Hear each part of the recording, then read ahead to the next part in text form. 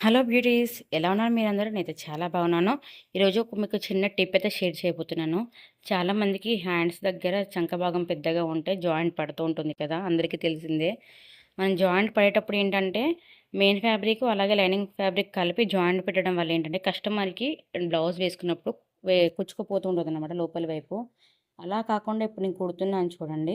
మనకి లైనింగ్ వైపు lining cloth పెట్టి, మెయిన్ ఫ్యాబ్రిక్ వైపు మెయిన్ ఫ్యాబ్రిక్ పెట్టి, పైన కింద పెట్టి మనకి ఎక్స్ట్రా ఏదైతే ఉంటుందో అది మలుచుకొని ఇలా కుట్టుకున్నామంటే మనకి లోపల ఫినిషింగ్‌గా కనిపిస్తుంది.